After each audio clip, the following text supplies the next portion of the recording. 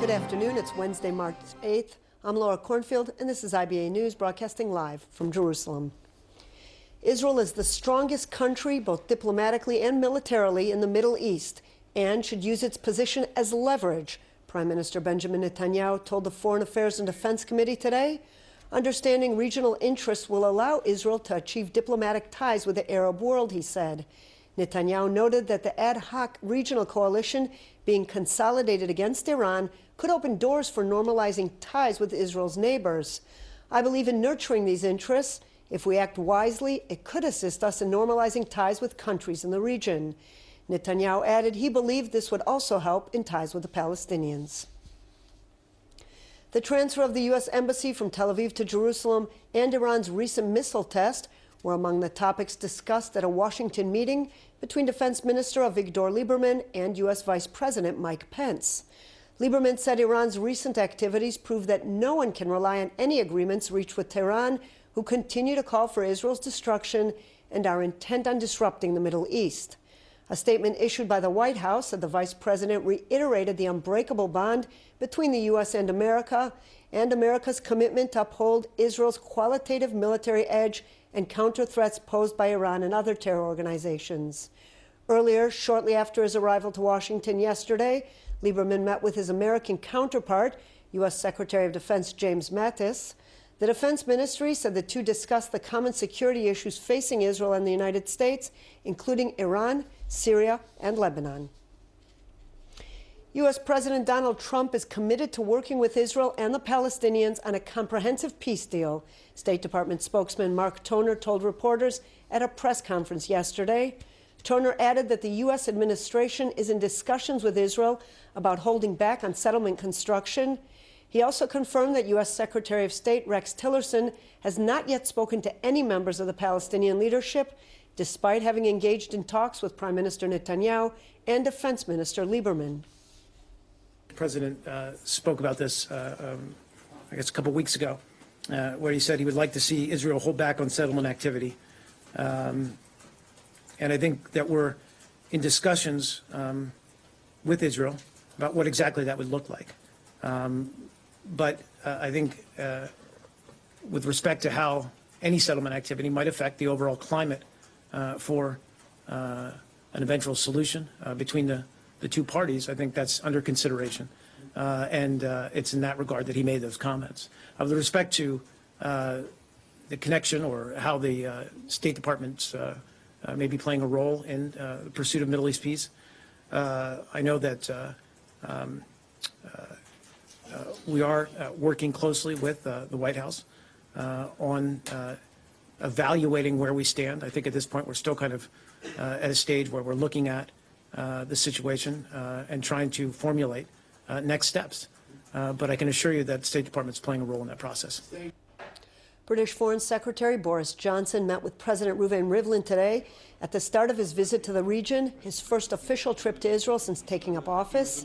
Later in the day, Johnson will meet with Peace Now officials and then travel to Ramallah to meet Palestinian Foreign Minister Raed al-Maliki and President Mahmoud Abbas.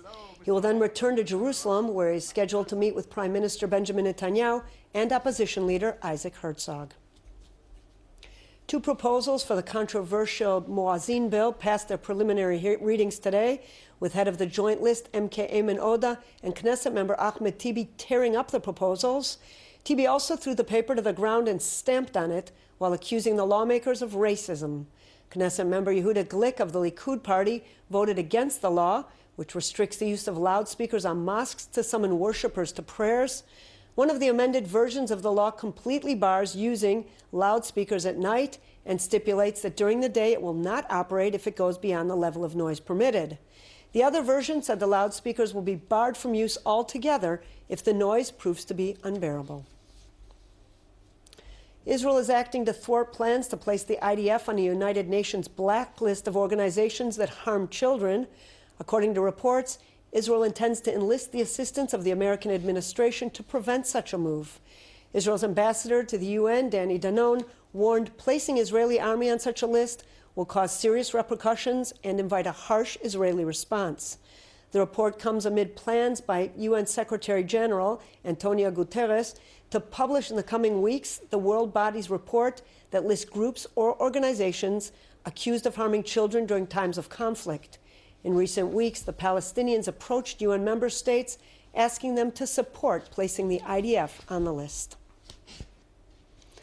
Israel plans to allow army officers from Ghana to participate in special military courses in Israel that focus on military coordination with foreign armies. Minister Ayub Kara announced at a reception last night, marking Ghana's 60th year of independence.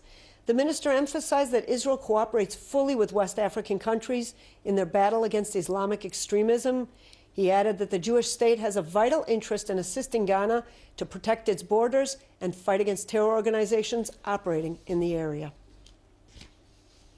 A report released by B'Tselem, the organization that records human rights violations in the West Bank, is accusing Israel of evading to compensate Palestinians for damages incurred as a result of IDF action. The report released today claims that for more than 20 years, Israel has taken measures to guarantee a nearly blanket exemption from its obligation under international law to pay compensation to Palestinians.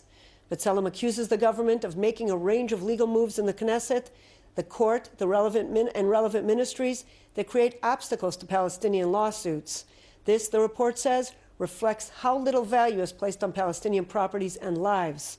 Responding to the charges, the Justice Ministry issued a statement saying the Israeli legal system allows Palestinians from the West Bank and Gaza to submit civil suits in Israeli courts. Currently, some 196 Palestinians, including 85 from Gaza, have submitted claims of compensation to courts in Israel. Citing personal reasons, Supreme Court Judge Yoram Danziger announced plans to retire in February next year, ending his term 5 years earlier than expected. Danziger has served on the Supreme Court bench for 9 years and was to have continued his term until 2023. His early retirement reopens the appointment process for the Supreme Court that just 3 weeks ago saw 4 new judges chosen to serve. Police detained a suspect under investigating the damage caused to the Chapel of Ascension on the Mount of Olives in East Jerusalem. A security guard alerted police this morning after discovering the chapel door had been broken and damage caused to the building from apparent attempts to set a fire. Police said while they are investigating all possible motives, they are not ruling out the possibility that the incident was the result of a local dispute. All 100 United States senators have unanimously demanded that President Donald Trump take action against anti-Semitism following the 6th wave of bomb threats against Jewish institutions across the U.S. and Canada. In an open letter to the president, the lawmakers stated that these cowardly acts aim to create an atmosphere of fear and are completely unacceptable and un-American. 11 Jewish community centers and other Jewish institutions, including 4 Anti-Defamation League offices, were threatened yesterday. Following the bomb scares, the ADL reiterated its previous calls for substantive action by the administration, which it had previously criticized for its apparent reluctance to speak out on the issue. There have been more than 100 such incidents since the beginning of 2017. We're really in an unprecedented moment. I want to emphasize that NYPD has extraordinary resources it's bringing to bear to address this situation, and the same with any other hate crimes. And we will continue to provide the resources necessary to NYPD to ensure that they have full capacity. I hope this trend abates, but we have not seen anything like it in many years.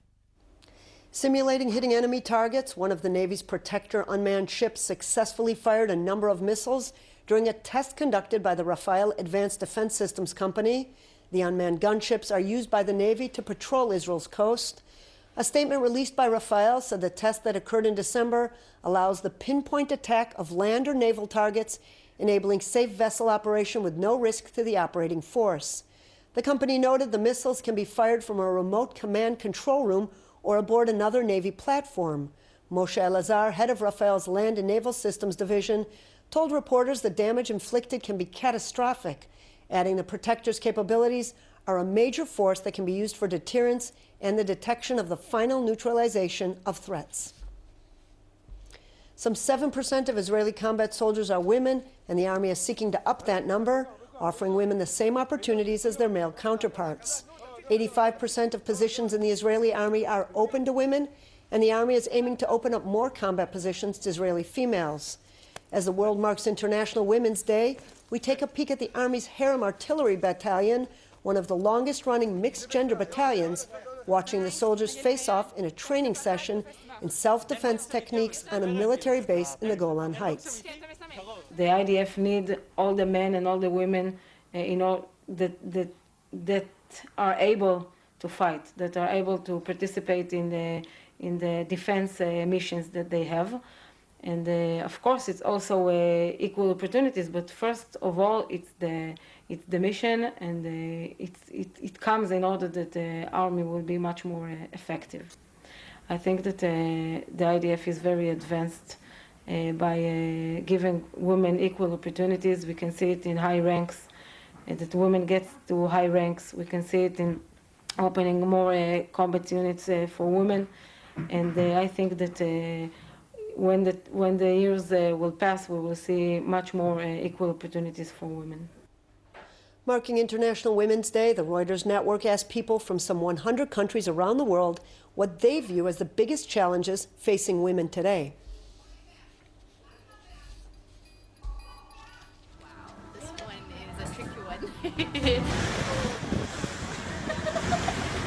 Probably Donald Trump. Patriarchy, quite clearly. Appliquer la parité. Je pense que c'est la parité. Equality. Being underestimated. I don't know why we're still expected to take a back seat. To work as hard as devil to compete with men. If both are doing the same kind of work, women has to do much more to get the same credibility. It's a taboo for women to go to school. They say women should not get their family property because she will get married. Je pensais que le droit à l'avortement était un droit acquis.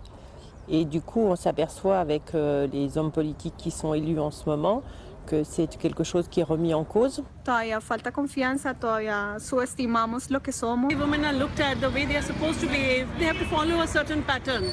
And if they are not, then they are labeled. People not realizing what patriarchy is and how it affects them. Israel is officially on the global entertainment map. With new television shows and formats marketed around the world, the land of milk and honey is proving to be a promising source of entertainment, as we hear in this report from IBA's Efrat Batat. Some of the biggest names in the international television industry gathered in Jerusalem this week to discuss the ever-changing landscape of TV. Executives, producers, writers, and actors from around the world arrived for the annual INTV, Innovation in Television Conference, hosted by the Keshet Media Group at the historic YMCA. Apparently, they think there's a lot to learn from the local industry. Well, Israel, first of all, is a magical place. It is a place full of contradictions. But this week, it is a capital of global content. And anyone that is interested in content, anyone producing content that wants to reach a global audience needs to be here this week. Israeli writers and creators are very well established and have enormous credibility in the United States, in the UK, and around the world. With Israeli television programs making a big hit on the small screens on major international networks and streamers such as Netflix, participants were looking to find out what the minds who inspired such hit shows as Homeland and Treatment and the hit comedy sitcom Ramzor have to offer. Israel has so many great writers and great storytellers that I just want to do my part to help bring those stories, to networks here and around the world. And also, a secondary goal is to help bring more production from the United States and from other countries into Israel. And for that, we need a lot of help. Is there a growing demand in the international market for Israeli production? Yeah, sure. Yes. I don't know the exact numbers. I can't tell you exactly, but we know how many programs Keshet now exports, but not only Keshet.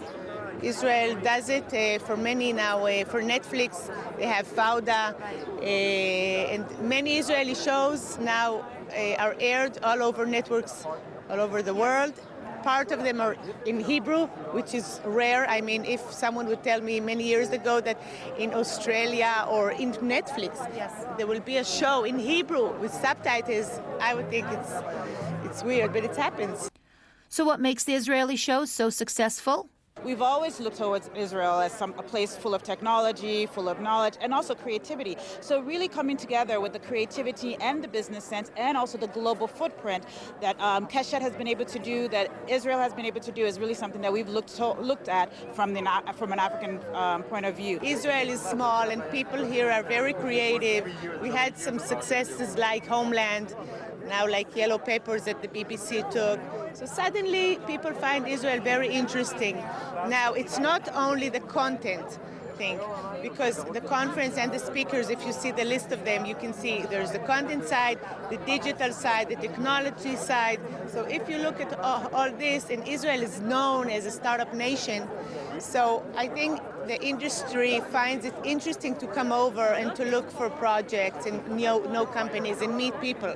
On the sidelines of the conference, participants got a chance to tour some of Jerusalem's historic sites, including a quick stop at the president's residence. Throughout their trip, they were provided with an opportunity to form an impression on the political landscape as well, which at times seems to exceed the imagination of even the best screenwriters. One of the things that has been amazing for me personally is my trip to the Old City. And I think what this really has been is an enlightening process for me, even though I'm very accustomed to watching the news. I think that the news gets filtered through so many different lenses that having the context that I have now, I'm going to be able to understand the undertones in the news when I hear them. And so for me, I think this has just been an enlightening, and of course it's Jerusalem, so there's enlightenment everywhere. But this has really changed the way I listen to the news and the way I hear the news about Israel, and I'm really looking forward to that sort of new light. For IBA News, this is Efrat Batat. March is being marked as the Sustainability Month in the capital. 30 environmental organizations have worked together to schedule some 60 events to celebrate the issue, with activities, tours, lectures, and workshops, to name just of a few things on the bill. One of the sites that have helped initiate the month and will be celebrating, the Jerusalem Botanical Gardens. Families can learn together how to create a garden in their own homes, even without a backyard. Tours will be offered by the head scientists of the gardens and introduce guests to water-saving plants, and navigation activities can be enjoyed by the young ones, armed with maps. And there's good news on the sports front. Israeli teenage fencer Vera Konevsky won a gold medal in the European Junior Championships in Bulgaria last night. Konevsky from the Maccabi Ma'alot team overcame two opponents from Italy before defeating Ukraine's Ina Brovko 15-13 in the finals.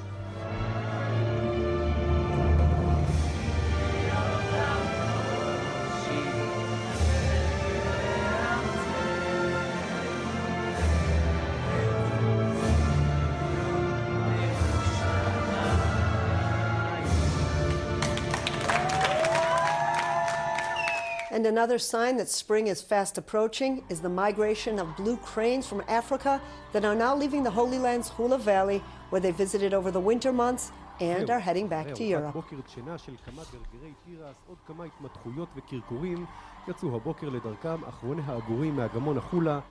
In local money matters, shares were up on the Tel Aviv Stock Exchange while the shekel was mixed in foreign currency trading. Here are the numbers.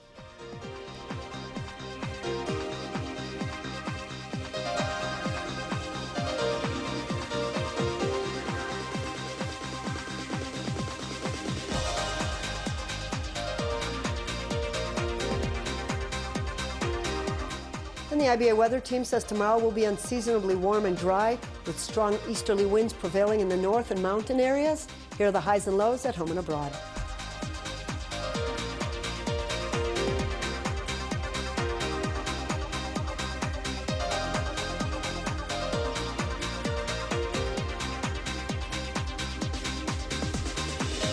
And that's all for this newscast. Join us again tomorrow, same time, same channel, when Ari O'Sullivan will be back at this desk. Until then, I'm Laura Cornfield, wishing you a good evening and shalom from Jerusalem.